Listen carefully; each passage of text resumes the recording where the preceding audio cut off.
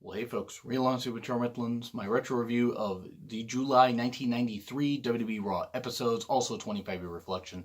Same thing I've been doing with the past episodes from January to June, and of course for this month, and then for August through December I'll be doing that. And then we'll see what happens as far as next year in 2020, if I'm going to do the 94 and 95 episodes, so we'll see. Who knows where life will take me and who knows what will change. But for now, this was an odd time for WWE because they still had some really good matches on Raw. I mean, they had a lot of squashes, obviously, and a lot of IcoPro ads. Of course, Lex Luger was involved in those because he knows all about supplements. That's one of the only goddamn reasons Lex Luger ever got famous in the wrestling business, because it sure as fuck wasn't his work. Because the guy couldn't fucking work his way out of a goddamn paper bag unless he had somebody to lead him, because Luger just wasn't that good. Yes, I have a personal disdain for Lex Luger. And these are the episodes where they really push the whole Lex Express thing hard. Holy fuck, do they push this thing hard.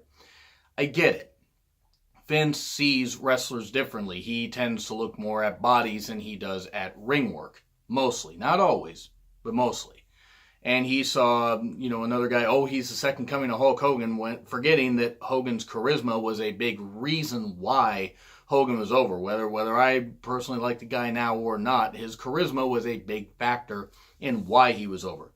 Luger probably doesn't even know what the hell charisma is. I mean, he never really had it. Sorry, I just never found him genuine, ironic, given his Twitter handle name.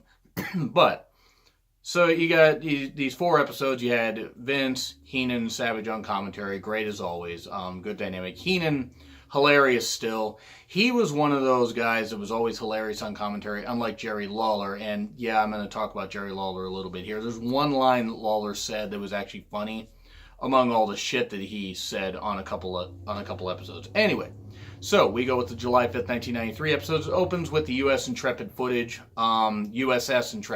that is. There's NFL, NHL players. I think even one of the Charlotte Hornets, one of the basketball players, tried to slam his body slam challenge.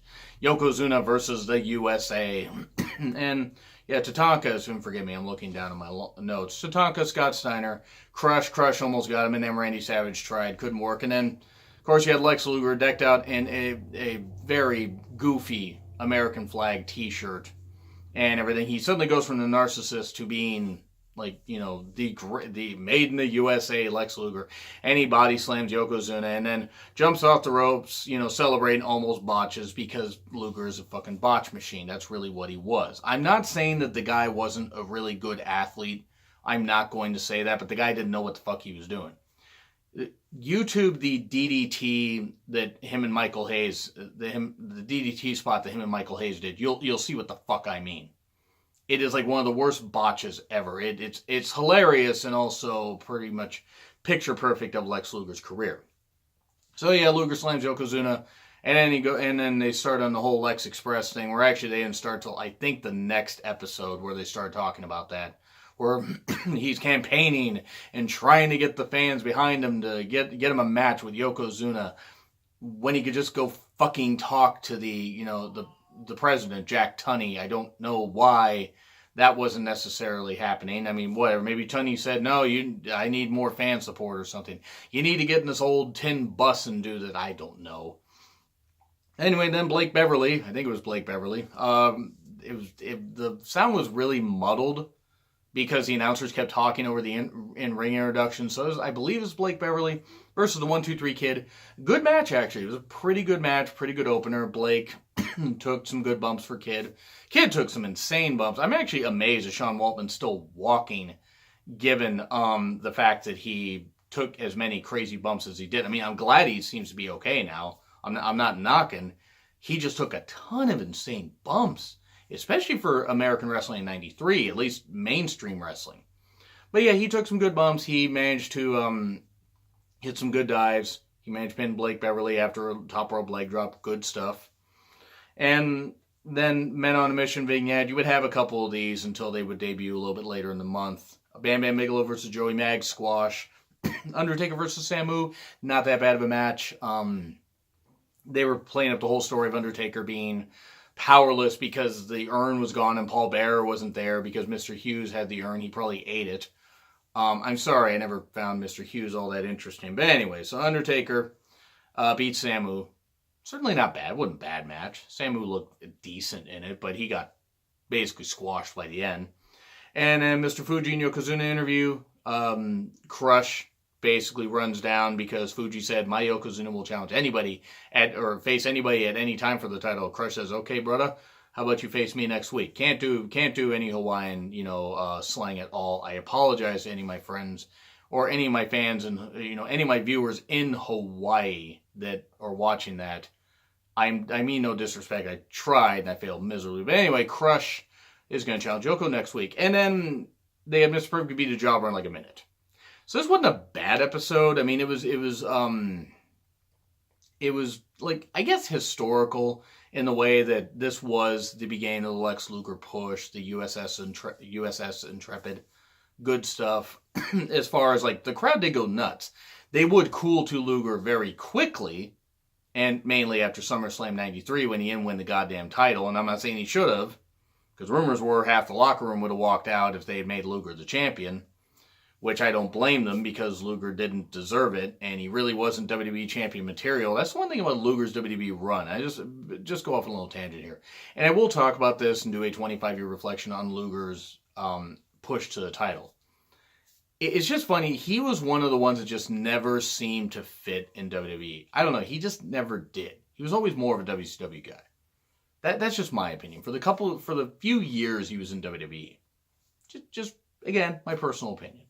So anyway, not a bad episode as far as historical for that. And, Blake Beverly versus 1-2-3 Kid, if you watch none of the other matches on this, that's certainly a match worth checking out. And then the July 12th, 1993 episode, Crush versus Yokozuna, decent match. It's for a WWE title. Crush would eventually fall, to the Banzai drop, and then multiple Banzai drops happened. I think it was 3 or 4. And people kept running down trying to stop him. Tatanka tried to run down Yokozuna, knock him off the ring. A couple of jobbers, I think 3 jobbers tried to stop Yoko, and Yoko just laid them all out. I think one of them might have even been Joey Maggs from the previous episode. And then Randy Savage was eventually able to get in there and pull, I think him and Tatanka were able to pull Crush out of the way of, I believe what could have been a 4th or 5th Banzai drop. And this would lay the groundwork for Crush turning on heel on Randy Savage a number of months later, which was good storytelling. I will say that was a nice little undercard feud that they had, even if I wish that Randy Savage's final WrestleMania match had been a little bit better, something a little more befitting of him, of his great status. But that's okay. That's another day. And I might even do a 25-year reflection on Mania 10 next year. But then, the Head Shrinkers versus PJ Walker and Aaron Ferguson. And I think it was PJ Walker who they did this move where the Head Shrinkers put him up and just PJ Walker, who's just incredible, landed almost right on his head. I think if it was him, I mean, dear God, I wonder what Just Incredible, I wonder how long his head rang. That's not me mocking. I mean, seriously, I'm just curious. That was a bad bump that he took, like a really bad bump. But it was a squash. Of course it was, and then they announced the Mari Jannetty versus Shawn Michaels IC title rematch will take place next week. Tatanka defeated the Brooklyn Brawler, decent stuff. Fan interviews, pre-taped interviews with takes on Luger. Oh, Luger's going to beat Yokozuna, do it for the USA. God, such fucking rehearsed shit. It was so bad. And if it wasn't rehearsed, then these guys aren't very good at, cutting little interviews and everything. And then Mr. Hughes defeated a jobber. Never liked Mr. Hughes. I just didn't. To me, great. He wrestled in a suit and suspenders. The ring gear was more over than he was. I just never thought that he was that good. I just never did. And then he got really, really big and became Mr. Huge. Yeah, cheap joke, I know. But seriously, the guy got to the point where he was fucking immobile and couldn't move. Another man on the mission vignette. Adam Bomb defeated Scott Amante. I believe that's what it was. It's a quick squash. Not bad. I mean, not a bad episode. The Crush Yokozuna match is worth checking out for this. And other than that, this was pretty much a wash of an episode. But it did hype more for Luger and stuff like that. And then the July 19th, 1993 episode, Lex Express Tour. They did this a couple times where they would show footage of that. I just never understood why Vince did this when he had a perfectly made star in Brett. and they put Brett in a feud with Jerry Lawler. And I'll get to that in a bit. But they had a perfectly made star in Brett. And nope, let's put Luger in there. And it didn't work. But anyway, Shawn versus Marty for the IC title. It was good stuff. Seemed like Marty got the win. 1, 2, 3, but Shawn's foot was on the rope at the last second. So during the commercial, that was disputed. Heenan apparently showed the replay to the referee. Match got restarted. Good stuff. There was a bit of a rest hold that took a bit long. That's okay. It's good back and forth. Of course, Shawn got the victory. Duh. I mean, come on. They weren't going to give Marty the title back after he had to give it up really quickly because of his continued run-ins with the law. But it was still a well-done match. It actually was a very, very well-done match where you could have thought that Marty would have gotten the victory. But they did that nice little foot on the rope there. So that's a match. That is a match worth checking out. Then a Money Inc. interview, they offered money to Razor. This is basically Razor's face turn and everything. Razor doesn't work for you and won't, and then beats them up. And during the aftermath, Ted DiBiase said he's going to challenge the Kid because he's going to show Razor how it's done. And of course, I think that took place on Superstars because I don't remember if it took place on the August episode, like any of the August episodes of Raw. But I know the Kid ended up beating Ted DiBiase, and it kind of ended up being with an alliance between Razor and 123 Kid, which is funny because not only did Kid beat him, shockingly, on the May 17th edition of Raw, but then the $10,000 challenge match, 123 Kid, after a bit, after being thrown around a bit, and steals the money and runs out, and then Razor suddenly just forgets about that and decides to become the face. I just always found that kind of funny. But anyway, you then have Men on a Mission versus Two Jobbers. This was their debut. Okay, cool. It was what it was. I mean, they were over for a while. More Lex Express footage. That's all I gotta say. Bash and Booger versus some jobber. Then you had King's Court with Tiny Tim, but why? I mean, I never found... Tiny Tim has his fans, whatever. I did that kind of stuff. My problem is Lawler. I'm sure that Lawler was popular in Memphis, and I'm sure he was allowed to be a lot different in Memphis. Maybe he was a lot much more watered down in WWE. I just never got the appeal of Lawler. I just never did. Maybe it's a generational thing. Maybe it's simply the fact that I didn't grow up in that area, and I'm not knocking anybody that likes Jerry Lawler. I just never did. I just never found him all that interesting. But yeah, the whole thing with Tiny Tim is stupid. I mean, Tiny Tim, it was what it was. I mean, it didn't seem like Tiny Tim didn't want to be there. It was just an odd celebrity appearance. And then 123 Kid versus a Jobber was a squash. It was mainly hype for Kid versus DiBiase coming up. And Money Inc. was there in the entranceway, and then Razor had come through the crowd and was suddenly there, like on one side, and Kid's like, geez, I wonder, okay, do I go towards that guy that I beat, that I stole $10,000 from, or do I go that way with two guys? I'm going to go through the crowd, take the third option, so that's what he did. Not a bad episode of Raw. Good hype for future stories. And then the July 26th edition for 1993, Doink promo for Savage, basically saying, it was stuff where, like, when Savage interfered in that one match and shown that there were two Doinks, so Marty won the 2 out of 3 falls match. I reviewed that in June, actually I reviewed that for the June episodes, because I'm actually recording this one in later June. But anyway, yeah, that, and Doink's like, okay, you want to interfere in my matches? If you're a good little macho man, then we'll see what happens. He started calling him Macho Boy, which that's a great thing to do.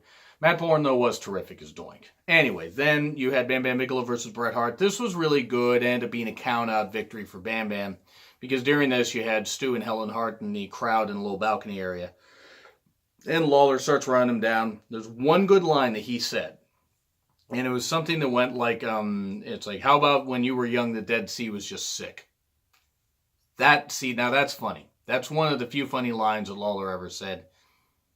It is what it is. I mean, I will say this much. Lawler should have gotten the victory at WrestleMania 27. As much as I may not care for Lawler, he should have gotten that. They really didn't need that Michael Cole win. But it is what it is. This was a good match, though. Bam Bam and Bret always had some really, really good classic contests also. And good contents in the match. Yeah, because I can talk. But it was good stuff. Bret and Bam Bam always did really well. Monster and technician together. And That was like I said, the one good line by Lawler was a Dead Sea line. Then Mr. Hughes viewed Ross Greenberg, squash. Smoking Guns via two jobbers, it was a squash. Luger interview. Fans want to know more about Lex Luger. No, Vince, you lying sack of shit. Shut up. We know he's a Reuter. Seriously, that's what he is. He's a Reuter, and oh yeah, by the way, what'd he do? What'd he do in 2003? Oh yeah, he fucking murdered Liz. That's what he did. He knows what he did. And he abused her. Yeah, I'm going to keep saying that.